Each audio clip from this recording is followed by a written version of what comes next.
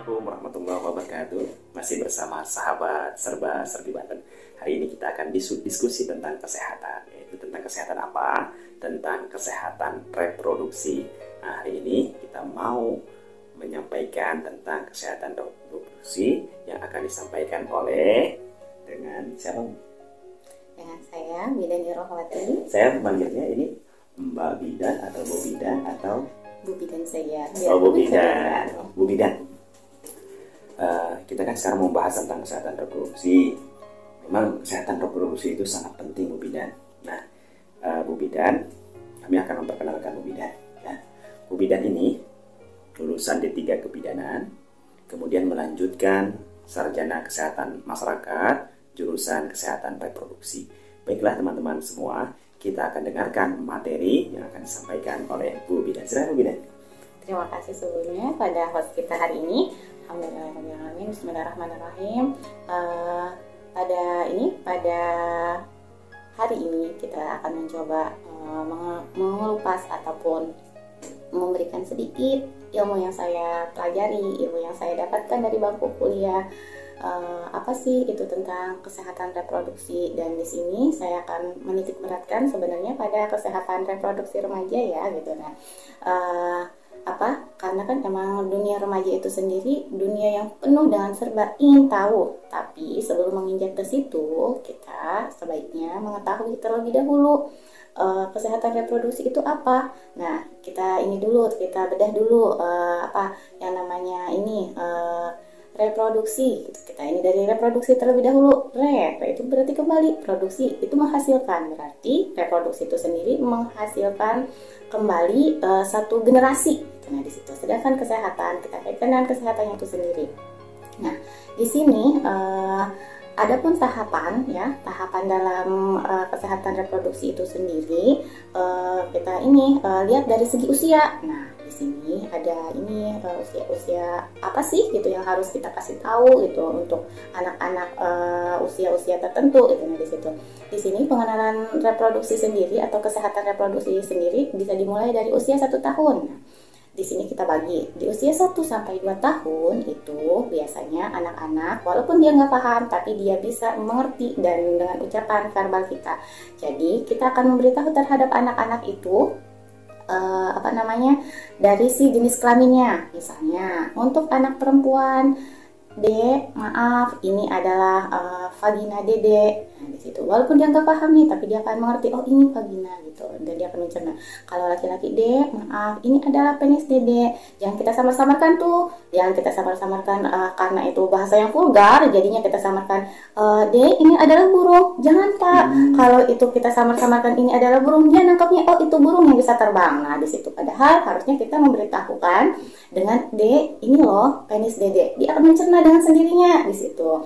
Nah, itu anak usia 1 sampai 2 tahun. Karena kalau orang tua itu ketika memperkenalkan itu khawatir katanya porno. Ternyata sebetulnya itu penting buat mereka. Di situ. Mereka kan nangkepnya itu burung yang bisa terbang-terbang kemana-mana gitu. Nah, kita lanjut ya. Nah, sekarang kita usia 3 sampai 5 tahun. Nah, di sini kalau usia 3 sampai 5 tahun itu sendiri kita kenalkan dengan fungsinya gitu. Nah, di situ fungsi di sini kita iniin ini loh gitu tuh testis Dede itu yang bisa mengeluarkan air kencing kayak itu, maksudnya kayak gitu aja terlebih dahulu, dan bilang ke mereka gitu tuh, ini nggak boleh disentuh ya Dek sama orang lain kecuali sama orang tua kita sendiri gitu. Nah, di situ karena kan di situ akan terjadi satu pelecehan seksual yang rentan gitu di anak usia 3 sampai 5 tahun itu sendiri.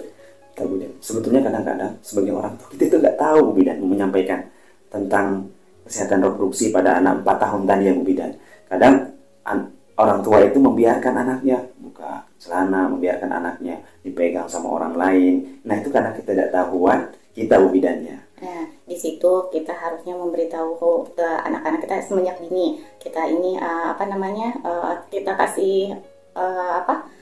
kita kasih masukan ke anak kita ya sesuai dengan bahasa mereka, dengan sesuai usia mereka gitu. Jangan langsung ini nih, enggak, kita pelan-pelan saja memasukkan ilmunya itu pelan-pelan ke mereka, karena memang usia mereka juga belum begitu paham banget gitu. Nah, untuk usia 6-8 tahun ini sendiri mereka sudah mengenal peran. Maksudnya gini, mereka saya laki-laki, saya perempuan. Mereka sudah mengenal gender mereka masing-masing gitu. Nah, kita tinggal mengarahkan gitu. Kalau itu yang si perempuan gitu, mungkin akan lebih dekat dengan ibunya gitu. Dengan kalaupun dalam hal permainan mereka akan lebih memilih gitu, main masak-masakan gitu. Nah, di situ. Sedangkan yang laki-laki gitu, mereka akan lebih ini dekat ke bapaknya, lebih melihat main mobil-mobilan, lebih ke arah peran gender. Mereka sudah memahami kalau mereka itu laki-laki dan mereka itu perempuan di situ.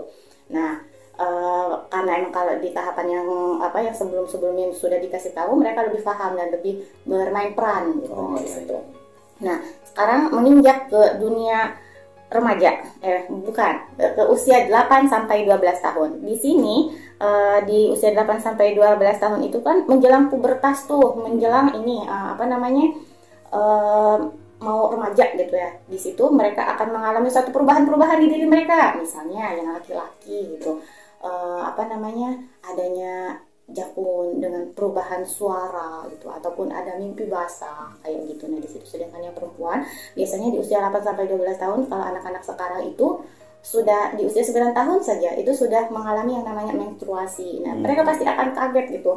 Apa sih ini darah keluar dari kemaluan saya gitu. Nah, di situ kita pelan-pelan sebagai orang tua gitu menerangkan ke mereka, nah itu wajar, itu normal gitu. Berarti kamu emang ini normal ngikutin siklus kamu. Nah, kita terangkan tuh di situ bukan proses sistemnya ini seperti ini, kayak gini itu kita terangkan dengan bahasa mereka. Kita masuk di usia remaja. Di usia remaja ini biasanya kita akan lebih menerangkan lebih detail antara ini sistem reproduksi itu seperti apa, fungsinya seperti apa. Jadi sebagai orang tua itu sendiri ya sebenarnya butuh banyak belajar ya untuk orang tua gitu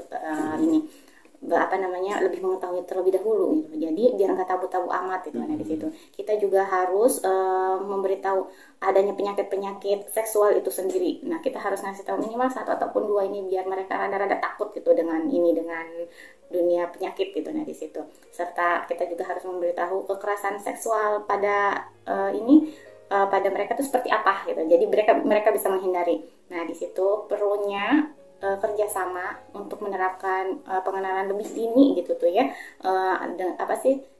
kesehatan reproduksi itu sendiri pada anak-anak kita.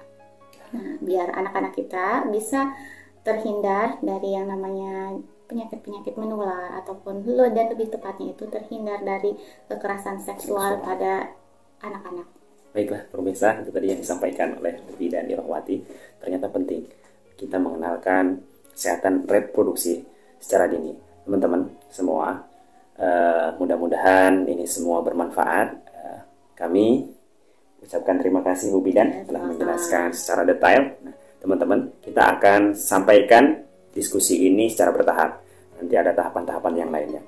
Yuk kita saksikan terus di channel Serba Serbi Banten. Diskusi tentang kesehatan. Jangan lupa tonton dan subscribe. Assalamualaikum warahmatullahi wabarakatuh.